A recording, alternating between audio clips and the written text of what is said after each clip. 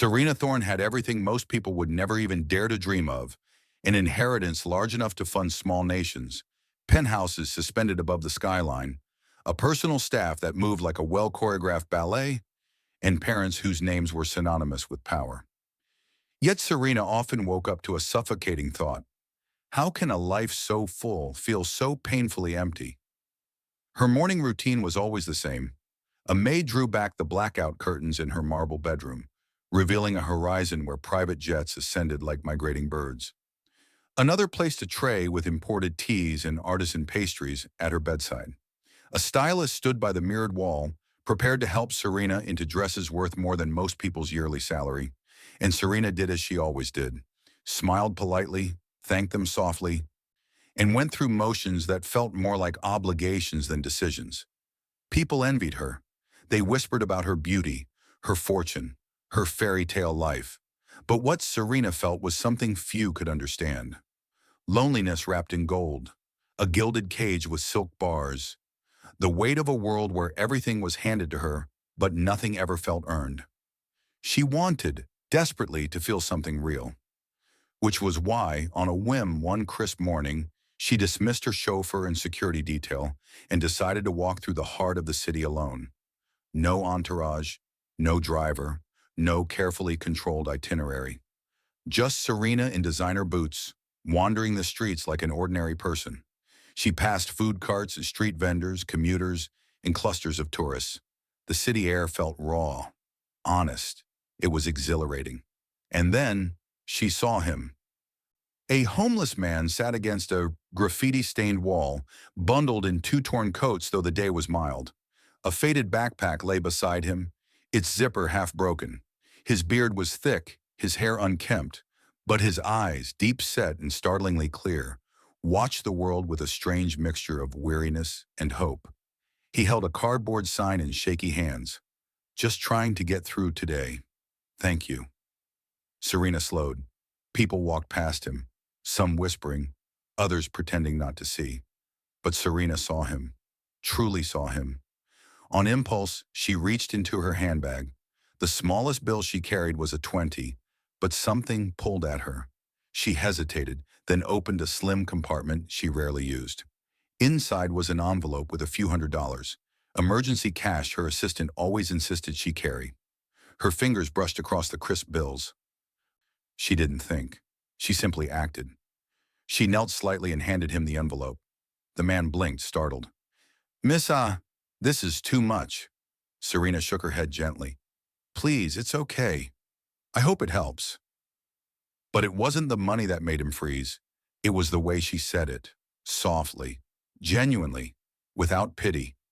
He met her gaze, and Serena felt something warm settle in her chest, a quiet peace, a strange pull of curiosity. "Thank you," he said, voice rough but sincere. "My name's Elias." She nodded. "I'm Serena." They shared a moment, brief, human, real. Then Serena stood, smiled once more, and continued walking, unaware that everything in her life had just shifted. Hey friends, quick and fast favor from you. Please tap like, leave a quick comment, and hit subscribe. Those 3 simple actions help this story reach more amazing people like you. Later that afternoon, the calm from that encounter carried her through meetings, charity luncheons, and the usual stream of people complimenting her shoes or family name. But beneath it all, something new glowed faintly inside her. Still, serenity has a way of ending abruptly. That night, Serena returned to the penthouse to find her Aunt Helena pacing the living room with a phone pressed to her ear, her expression tight. "Serena!" Helena snapped the moment she saw her. "Where have you been? They've torn this place apart looking for you." "I was just walking," Serena murmured. "I needed air." But Helena wasn't listening anymore. She thrust a stack of documents into Serena's hands, legal papers that had been kept in Serena's safe. Except now, the envelope was ripped open, and a document was missing.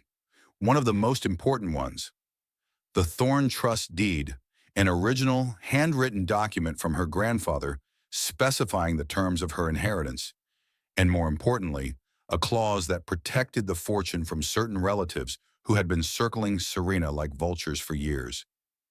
If that deed fell into the wrong hands, Serena's entire future could collapse. She rushed through the penthouse, frantic, searching drawers, vaults, even between furniture cushions. Nothing. Panic clawed at her throat. Her inheritance, her security, her name hung by a thread. And then, her phone buzzed. A text message from an unknown number. Miss Serena, I believe I found something of yours. Elias. Her heart stopped. Serena arrived at the city park breathless. The night air was colder than she expected, slicing through her coat as she scanned the dimly lit benches. Elias, she called softly. From beneath a street lamp, the homeless man stepped forward, cleaner than she remembered, though still dressed in worn clothes. His expression was gentle but serious, and in his hand, he held the missing deed. Serena let out a breath that trembled. You found it? He nodded and extended it to her. It was on the ground, right near where we talked earlier. He hesitated. I figured it belonged to someone important. Serena's eyes stung. Elias, this document is worth more than you know. My entire inheritance depends on it. He looked at her calmly. I figured it might be something big, but I didn't read it. Wasn't mine to read. That sentence hit her harder than any luxury gift ever had. His integrity, despite having nothing, shamed the world she came from. Serena swallowed. Thank you. You could have sold this. You could have changed your life. Elias's smile was small, sad. Money fixes some problems, not all. Something in his tone made Serena pause. Elias, what happened to you? You're not like most people on the street. He exhaled. I wasn't always. Then slowly he told her. He once worked for the Thorne family, years ago as an accountant for one of their subsidiary companies. A financial scandal, one he didn't cause, swept through the business. To protect senior executives, lower-level employees were blamed. Elias was pressured into taking responsibility for something he didn't do. He refused, and for refusing, he was fired, blacklisted, silenced. Eventually, he lost everything. Serena's chest tightened. She had grown up hearing the rumor that her family had cleaned house after a scandal. She never questioned who those words hurt. I'm so sorry, she whispered. I didn't know. Elias shrugged with a faint, tired smile. Life happens. I survive. That's enough. But for Serena, it wasn't enough. Not anymore. The next morning, Serena arrived at the Thorne headquarters, not in designer silk, but in determination. Her family's board was stunned when she confronted them with Elias's story, demanding an investigation.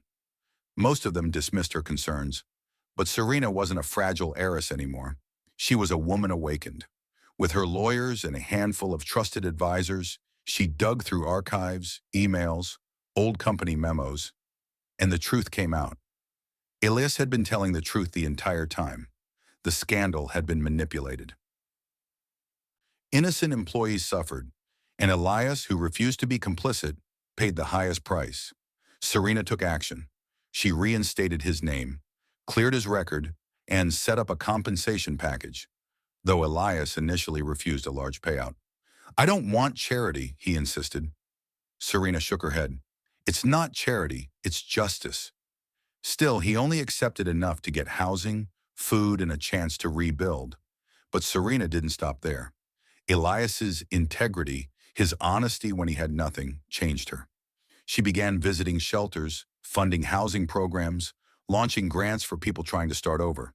And every time she made a decision that helped someone, she remembered the moment Elias looked her in the eyes on that sidewalk and saw her, not as an heiress, but as a human being.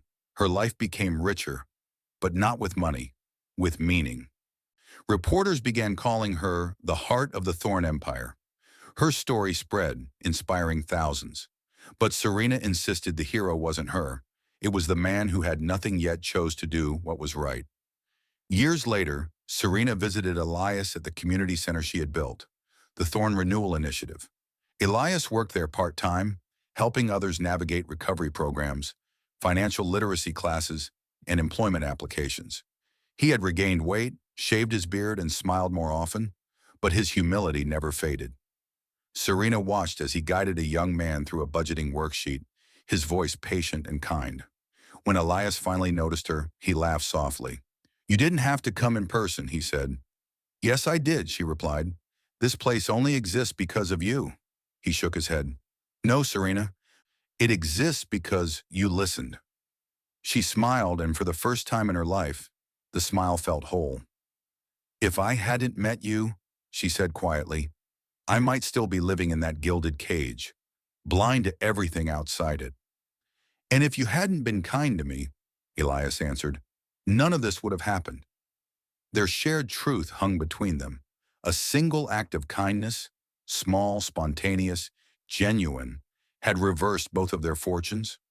Serena no longer measured wealth by bank accounts or inheritance clauses. Now, wealth meant impact. Wealth meant healing. Wealth meant people. And she carried that truth with her for the rest of her life as both a blessing and a responsibility. Because the greatest return she ever received came from the day she gave away a crumpled envelope of bills to a homeless man on the street. If you enjoyed this journey, join our community by subscribing. And don't forget to turn on notifications so you never miss our next emotional, life-changing story.